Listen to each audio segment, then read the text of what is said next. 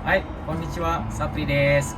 Kita melanjutkan pelajaran kita yang ke unit ketiga ya, dari Nihongo Tango Speedomaster gitu. Jadi sebenarnya aku ingin mengajak kalian jalan-jalan sih, misalnya ke Nagoya Castle, ke taman mana gitu ya. Tapi hari ini karena berhubung aku sibuk, jadi kita belajar di beranda aja. Kita masuk ya, pelajaran kita selanjutnya. Nihongo Tango Speedomaster N gitu ya. Kita memasuki unit ketiga. Unit ketiga, hito. Hito artinya orang gitu ya. Hai. Yang pertama, osanai. Osanai ini artinya kecil. Contoh kalimatnya. Konna osanai ko ni hitori de rusuban o saseru nante kawaisou katanya. Ini bisa diartikan menyuruh anak sekecil ini untuk jaga rumah sendirian, kasihan katanya. Hai, masuk nomor 2. Bocang. Bocang. Ini artinya anak laki-laki. Kita lihat contoh kalimatnya dulu ya. Tonari no bocang haru kara shougakusei ni naru sou yo.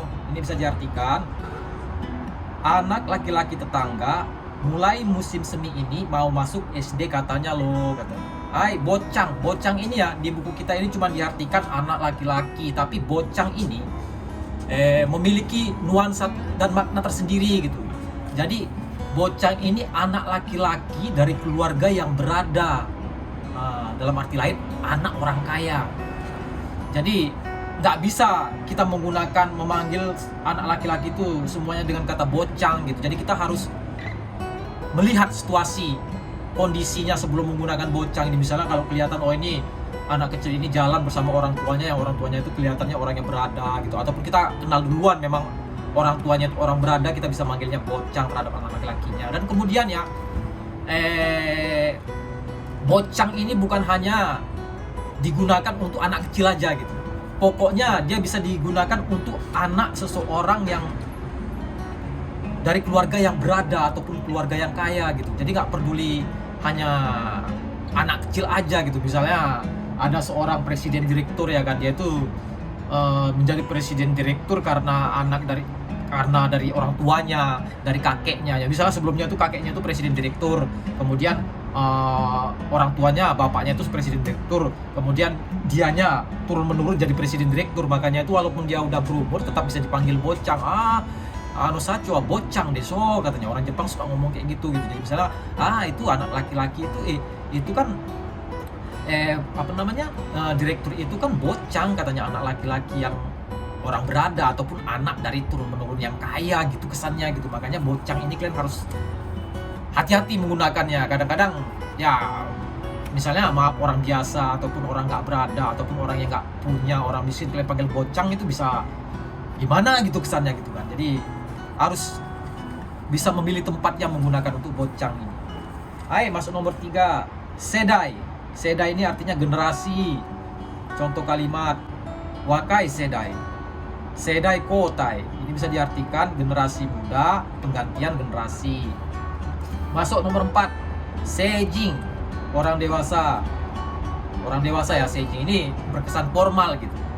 Jadi anusto seijin desu ne, dia tuh udah orang dewasa ya, tuh dalam percakapan sehari-hari nggak digunakan hanya berkesan.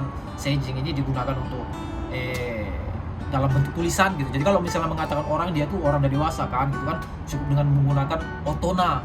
Anusto sama otona desu, otona orang dewasa gitu. Jadi seijin ini berkesan formal gitu ya. Hai, contoh kalimatnya.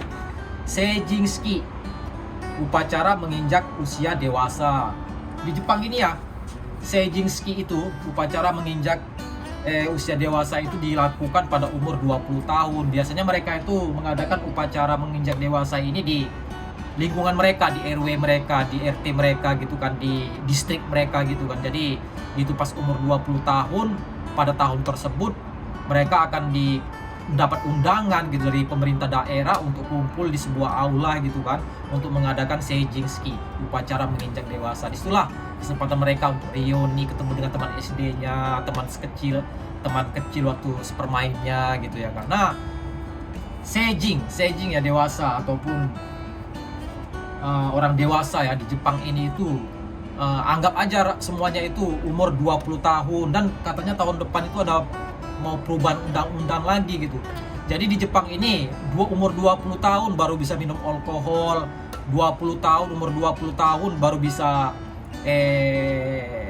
rokok, 20 tahun baru bisa masuk ke toko masuk ke tempat-tempat maksiat, jajan cewek ya kan. Jadi tapi agak sedikit ini aturannya agak transparan gitu. Nah, untuk yang seperti itu macam rokok, minum alkohol, main ke tempat cewek-cewek, jajan cewek ataupun ke snack gitu ya, udah gitu main judi kayak ke pachinko, ke kasino, itu umur dari 20 tahun ke atas. Tapi sementara untuk misalnya menikah di Jepang itu untuk cowok itu umur 18 tahun ke atas, untuk cewek itu umur 16 tahun ke atas. Nah, ini peraturan sampai selama ini, katanya peraturannya ini akan diubah tahun depan. Tahun depan katanya cewek sama cowok, terlepas cewek sama cowok itu bisa menikah dari umur 18 tahun ke atas katanya dua-duanya. Udah gitu ya, umur 20 tahun ke atas ini itu adalah umur yang bisa mandiri, dalam arti lepas dari orang tua. Jadi bisa mengurus ini itu, mau ngurus SIM, mau ngurus kartu kredit, pokoknya mau minjem sesuatu gitu, jadinya tanpa harus menggunakan nama orang tua. Itulah namanya yang disebut dengan seijin itu ya di Jepang gitu ya. Jadi kita bisa melakukan semua pengurusan tentang pribadi diri sendiri itu dengan atas nama diri sendiri, tanpa harus mengandalkan nama orang tua gitu. Kayak ngambil HP gitu kan udah bisa gitu, dengan nama sendiri gitu. Mau nyewa apartemen juga udah bisa dengan nama sendiri gitu, umurnya 20 tahun ke atas gitu. Hai, kita masuk ke nomor 5 selanjutnya. Misenen ini ya di bawah umur gitu artinya. Contoh kalimatnya, Misenen ni osake o uru koto wa horitsu de kinjirarete iru. Ini artinya menjual minuman keras kepada orang di bawah umur dilarang oleh undang-undang. Nah itu ya, di bawah umur 20 tahun nggak boleh gitu meminum minuman keras gitu. Jadi kadang kalau curiga mereka suruh nunjukkan SIM, karena orang Jepang ini ya, SIM itulah satu-satunya kartu identitas diri gitu. Makanya kalau dicurigai misalnya kan mukanya masih terlalu muda gitu kan, kadang-kadang shimasen someku udah, makanya sampai sekarang pun kan kalau misalnya mau beli rokok di kombini gitu kan, langsung di kombini gitu, kita di kasirnya itu, di layar kasirnya itu suruh menekan oke gitu, bahwasanya kita itu di atas umur 20 tahun. Shimasen tuh oke botan oshite kudasai katanya. Itu ibaratnya persetujuan bahwasanya kita umur 20 tahun ke atas saat membeli rokok loh di kombini. Udah gitu kalau misalnya mau beli rokok di vending mesin gimana? Itu harus menggunakan taspo. Menggunakan taspo. Ntar ya, aku ambil tasponya. Oke, seperti yang aku katakan tadi ya. Jadi kalau misalnya kita membeli rokok di kombini, itu pasti disuruh menekan botan persetujuan bahwasanya kita itu umur 20 tahun ke atas gitu ya. Jadi kalau misalnya, tapi sih nggak terlalu ketat banget gitu kan. Cuman ya kalau memang bener-bener kalau masih anak SMP pasti ya dicurigai dan disuruh menunjukkan SIM kayak apa, surat identitas gitu, menyatakan bahwasanya umur 20 tahun ke atas. Nah, bagaimana kalau kita misalnya mau beli rokok di vending mesin gitu? Di vending mesin kita harus memiliki taspo. Dan taspo ini harus dibuat gitu. Ini kartu untuk membuktikan bahwasannya kita itu berumur lebih dari 20 tahun ke atas untuk membeli rokok di vending mesin. Walaupun kita masukkan uangnya, kita pencet tombolnya di vending mesin itu, kalau nggak ada di taspo kan, di tempel tasponya nggak akan keluar gitu rokoknya. Taspo untuk beli rokok di vending mesin ini sangat perlu gitu ya, taspo ini. Hai, masuk nomor 6. Rojing, orang tua. Ini juga berkesan formal gitu ya, rojing, orang tua. Jadi saat kita mau mengatakan seseorang itu orang tua, kita nggak menggunakan rojing. Rojing desu ne gitu. Nggak berkesan segitu. Rojing ini adalah formal gitu. Jadi kalau saat kita ingin mengatakan seseorang itu orang tua, cukup menggunakan toshiyori gitu ya. Hanya saja ya untuk rojing, toshiyori. Kalau aku dipanggil rojing, aku tuh merasa kayak macam dipanggil orang tua renta gitu. Makanya rojing sama toshiyori ini ini tidak bisa digunakan langsung terhadap orang yang bersangkutan gitu, berkesan sangat tidak sopan. Nah, untuk menyatakan toshiori ini ataupun orang tua ini ada ungkapan sopannya. Yang pertama ya gokore no kata, yang kedua gonenpai no kata, yang ketiga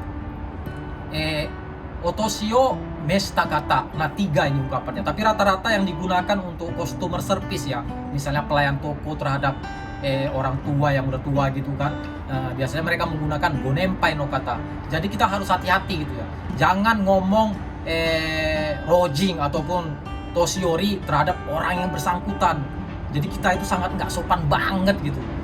Jadi kalau misalnya kita ngomong misalnya tentang orang tua tapi dia itu nggak ada di depan kita, ataupun orang tua tersebut itu orang ketiga gitu kan, kita ngomong sama teman kita toshiori, toshiori gitu nggak masalah gitu, tapi jangan digunakan untuk orang yang bersangkutan. Oke. Hai. Kemudian nomor 7 jumyo. Jumyo ini usia hidup.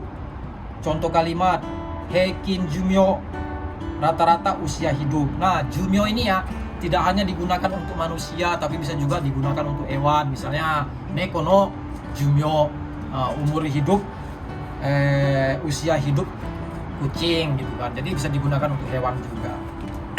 Masuk nomor 8. Nakunaru ini ya artinya meninggal gitu. Contoh kalimatnya osewa ni natta sensei ga nakunatta to kiite bikkuri shita, katanya. Ini bisa diartikan mendengar bahwa sensei yang telah banyak membantu saya meninggal dunia, saya kaget, katanya gitu kan. Nakunaru ini ya, ini bisa dikatakan bahasa yang sopan gitu untuk mengatakan seseorang itu meninggal dunia gitu. Nah, jangan menggunakan misalnya kata sinu itu kan meninggal juga, mati gitu. Jadi kan dalam bahasa Indonesianya juga berbeda kan, saat kita mengatakan misalnya tetangga meninggal dunia, kita menggunakan kata meninggal dunia. Nah, meninggal dunia inilah kalau bahasa Jepangnya itu nakunaru gitu, nakunata gitu. Jadi kalau misalnya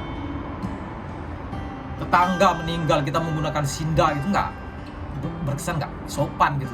Gitu juga kan kita kan sama tetangga rumah kita, tetangga rumah itu si Anusya itu baru mati loh, nggak mungkin kita pakai mati kan. Nah, gitu juga dengan bahasa Jepang. Nomor 9 nakusu ini artinya kehilangan atau ditinggal pergi. Contoh kalimatnya kata wa kyonen gosujin o nakushita sou desu, katanya. Ini bisa diartikan orang itu tahun lalu katanya ditinggal pergi suaminya gitu. Ini nakusu, ditinggal pergi suaminya, agak sedikit gimana juga gitu ya nih contoh kalimatnya, karena nakusta itu juga bisa diartikan meninggal dunia juga kalau menurut aku ya. Tapi karena kita itu ya mengartikan kehilangan ataupun ditinggal pergi, ya kita artikan seperti itu. Cuma dalam bahasa Jepang untuk nuansanya itu gosuji no nakusta itu bisa diartikan juga suaminya meninggal dunia. Nakusu ini juga ya bisa diartikan kehilangan ya, misalnya saifu wo nakusta gitu kan. Jadi kalau kita misalnya kehilangan dompet dan kita ingin melapor ke kepolisian bahwasanya dompet kita hilang itu, nah kita menggunakan ini kosakata nakusu ini, shimasen choto saifu nakushita no de gitu. Permisi, saya kehilangan dompet saya gitu. Nah, saat ngomong sama polisi membuat laporan. Nomor 10 jinsei ini kehidupan ya. Ini contoh kalimat saya nggak ada. Kalau misalnya aku kasih contoh kalimatnya watashi no jinsei, kehidupan saya gitu, maksudnya kehidupan saya selama ini, kehidupan saya ini, itu aja gitu artinya. Nomor 11 honin artinya yang bersangkutan ataupun orang yang bersangkutan gitu ya, honin. Contoh kalimat honin ni chokusetsu kiite mimasu, katanya. Ini bisa diartikan saya akan coba tanya ke yang bersangkutan gitu. Nomor 12 jishin ini ya, kalau diomongkan jishin itu kedengar kayak memang gempa sih, tapi kanjinya beda gitu, makanya harus hati-hati gitu. Jishin ini artinya diri sendiri. Contoh kalimat kare jishin jibun ga donna shigoto o shitai no ka yoku wakatte inakatta, katanya. Ini bisa diartikan dia sendiri tidak begitu mengerti pekerjaan seperti apa yang ingin dilakukannya gitu ya. Ini bisa digunakan ya, kare jishin, kanojo jishin, watashi jishin juga boleh. Nomor 13 Mizukara. Mizukara ini artinya sendiri. Di buku kita itu diterangkan artinya sendiri sih, tapi kalau aku lebih enak mengartikan dari diri sendiri gitu. Melakukan sesuatu dari diri sendiri, aku cara mengartikannya begitu gitu, secara pribadi. Oke, kita lihat contoh kalimatnya. Sacho mizukara atarashi projecto o setsumei o hajimeta. Ini bisa diartikan presiden direktur memulai sendiri penjelasan tentang proyek baru gitu. Hai, nomor 14, mono. Mono ini artinya orang. Nuansanya nanti aku terangkan ya.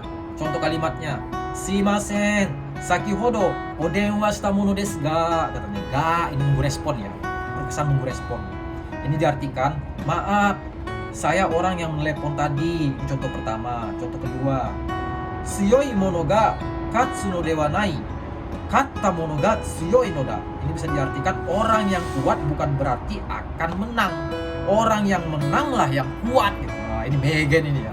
Kayak kata bijak gitu. Oke, mono, orang. Mono orang ini ya saat diartikan dengan orang, orang yang ibaratnya itu orang kan dia memiliki makna satu lagi. Orang itu menyatakan diri sendiri. Nah, ini bisa bernuansa merendahkan diri sendiri. Ingat, mono ini kalau menyatakan diri sendiri dia itu berkesan merendahkan diri sendiri. Ya contohnya seperti yang di kalimat tadi itu kan. Shimasen, sakihodo odenwa shita mono desu ga. Maaf, saya orang yang menelepon tadi. Nah, saya orang yang tadi itu maksudnya saya gitu. Nah, ini dia berkesan merendahkan diri sendiri kalau menggunakan mono. Kenapa dia tidak menggunakan shimasen, sakihodo odenwa shita kata desu ga? Nah, karena kata ini untuk meninggikan lawan bicara. Nah, jadi nggak cocok gitu untuk menyatakan diri sendiri. Terhadap orang lain kita harus merendah, makanya menggunakan mono. Makanya mono ini memiliki nuansa merendahkan ya, merendahkan diri sendiri gitu, ataupun disebut juga dengan kenjogo, humble gitu ya, merendahkan diri sendiri. Nah, untuk pas digunakan untuk diri sendiri gitu ya. Tapi kalau untuk digunakan misalnya yang tidak berhubungan dengan diri sendiri itu bisa diartikan dengan orang aja itu ya, macam tadi itu contoh kalimat yang kata bijak tadi itu ya. Oke, masuk nomor 15. Jinbutsu. Jinbutsu ini bisa diartikan tokoh, orang. Kare wa fuukei o kaku koto ga oku, jinbutsu o kaku no wa mezurashi. Ini bisa diartikan dia banyak melukis pemandangan, melukis orang jarang sekali. Hai, jinbutsu. Orang ataupun tokoh. Tapi jinbutsu ini ya berkesan formal gitu. Kesan formal. Jadi saat kita menyatakan orang tidak menggunakan jinbutsu, kita menggunakan hito, orang, hito. Nah, jinbutsu ini kalau menyosokkan seseorang gitu, mentokohkan seseorang lah gitu, kesannya gitu. Jadi lebih cenderung digunakan untuk bentuk tulisan gitu ya. Nomor 16, bijing. Bijing ini artinya orang cantik ya. Orang cantik. Ini nggak usah diberikan contoh pun udah ngerti ya kan. Bijing ini orang cantik, sama artinya sama kire, cuman kire itu lebih banyak pergunaannya, itu lebih luas dia. Bisa diartikan cantik, kire nasto gitu kan. Habis kire ini bisa diartikan cantik, bisa diartikan bersih. Bijing ini ya bukan sama manusia aja digunakan, misalnya sama hewan juga gitu bisa gitu. Misalnya kalian pernah nggak nonton film Majono Takyubing, si Kiki, waktu dia boneka kucingnya jatuh di tengah hutan, kemudian dipungut sama cewek, dan cewek itu lagi melukis burung gaga apa burung apa itu kan. Coto mate nenek katanya, sebentar ya katanya, waktu si Kiki mau datang menyapanya gitu kan, karena dia lagi melukis. Begitu dia apa diucapkan sama dia terhadap burung gaga itu, kimi bijing dane, katanya kamu cantik ya. Berarti bukan hanya untuk manusia aja digunakan, untuk hewan, sesuatu makhluk hidup yang hewan yang indah gitu juga bisa digunakan. Nomor 17, hitogomi. Ini artinya kerumunan orang. Contoh kalimatnya, hitogomi wa nigate desu katanya. Nah, ini bisa diartikan saya tidak suka kerumunan orang gitu. Nah, ini bahasa percakapan pun digunakan juga gitu kan. Bahasa tulisan juga ini pemakaiannya luas, bebas. Pokoknya nggak terlalu sulit untuk menggunakan hitogomi ini. Yang terakhir ya, taishu. Taishu ini artinya khalayak umum. Contoh, taishu bunka. Taishu Sokudo. Nah, ini artinya budaya kelas rakyat. Kemudian rumah makan terjangkau rakyat biasa. Nah, Taishu Bunka, Taishu Sokudo ini ya. Taishu ini pada dasarnya ya dalam percakapan sehari-hari jarang digunakan. Aku juga jarang menggunakannya. Jadi kayak berkesan untuk bahasa di tulisan gitu. Bahasa tulisan kayak skripsi yang berkesan formal gitu. Jadi dalam percakapan sehari-hari jarang digunakan. Ya, kalau dalam berita pun sering digunakan juga sih. Oke, pelajaran kita hari ini sampai di sini aja. Ini di unit 3 cuman sedikit, cuman 18 kosakata gitu ya. Nah, di sini aku ingin menyampaikan sama kalian bahwasanya aku tidak menggoogling sebelum menerangkan nuansa-nuansa kosakata di Nihongo Tango Speedomaster ini. Ini semuanya aku jelaskan sesuai dengan pengalamanku gitu ya, pengalaman hidupku di Jepang 23 tahun gitu ya. Jadi kalau misalnya ada sedikit perbedaan dari yang kalian pahami ataupun yang selama ini kalian ketahui itu pahami. Jadi kalau misalnya ada kesalahan sebelum dan sesudahnya aku mohon maaf gitu ya. Kyo wa kokomade desu. Goshichou arigatou gozaimashita. Mata aimashou. Yoroshiku onegai shimasu.